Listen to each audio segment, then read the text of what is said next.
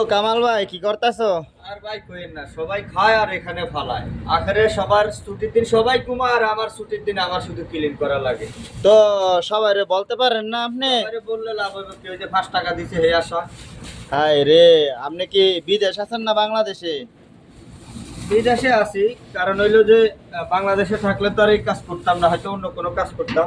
ও তার মানে মানে কাজ করার হইলো যে আমার তো 5 টাকা করে দেয়, একটা বলো দিয়া ফালাই দেয়। 5 টাকা হইলো বাংলাদেশি প্রায় 200 টাকার মতো। মাশাআল্লাহ মাশাআল্লাহ, তাহলে তো অনেক ভালো। তো আপনি করতে থাকেন, সমস্যা কি? আমার কাছে ভালো লাগে ক্লিন করতে। তাছাড়া আজকে আমার ছুটি, ছুটির দিনে আমার কাছে পরিষ্কার পরিচ্ছন্নতা করলে আমার কাছে ভালো লাগে। একটু কাজ করলে শরীরটাও ভালো থাকে, মন ভালো থাকে। ও তার মানে মাস শেষে তো মনে হয় 1-1.5 লাখ টাকা পাঠানি, হ্যাঁ? 1-1.5 লাখ টাকা না হলেও কিছু কম হয়, তবে আমার অর্ধেক টাকা আসে ক্লিন থেকে। মাশাআল্লাহ মাশাআল্লাহ তাবারাকাল্লাহ। তো আপনার অবস্থা কি? কি আমার অবস্থা? আর অবস্থা, আমার আর অবস্থা আছে গরিবের অবস্থা। টাকা ইনকাম করি আর কিস্তিওয়ালারা খায়, আমার লাভ কি? হাই রে, কিস্তিওয়ালারাও আজকাল সুদ নিতে নিতে গরিবরা আজকাল মাইরা লাইতাছে। গরিবের আর কি জানা রে ভাই, দেশে যাইলে শান্তি নাই। কোন দলে না কোন দলের পিঠা খায় আবার মরণ লাগে, তাই জানা ক্লিনের কাম করে দিন বা যাইতেছে, এটাই আলহামদুলিল্লাহ। শুনতাছি দেশের অবস্থা বলে খুব খারাপ, চাঁদার লাইগা মানুষরা মাইরা লাইতাছে, ছোট বাচ্চারা দর্শন করতেছে। দেশের থেকে প্রবাসী ভালা, আমি যা মনে করি। এখন সাদার জন্য মারতেছে। কয়দিন হরে দেশে গেলে এই যে ক্লিন করবো, ক্লিনের টাকা দিব না, খুঁজতে গেলে আমরা মায়ের খাই মরণ লাগবে। তার চেয়ে ভালো এখানে সৌদি আরবে আছি, আলহামদুলিল্লাহ ভালো আছি।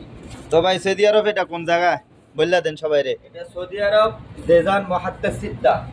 এখানে আসলে আপনারা কাজ পাবেন। এই যে আমার মতো আজকে ছুটি, আজকে আমি কাজ করতে। তো আপনার দালালে আপনারে কি বললা আনছে এ বিদেশ? তাহলে আমার যে স্বপ্ন দেখাইছে ওটা আমি ঘুমের মধ্যেই দেখছি, কিন্তু বাস্তবে পাই নাই।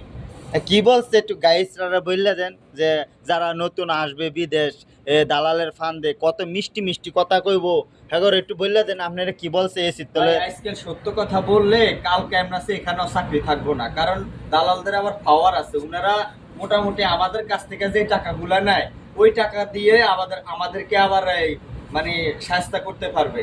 কারণ আজকাল ন্যায়ের পক্ষে কথা বললে মানুষ বাঁচতে পারে না।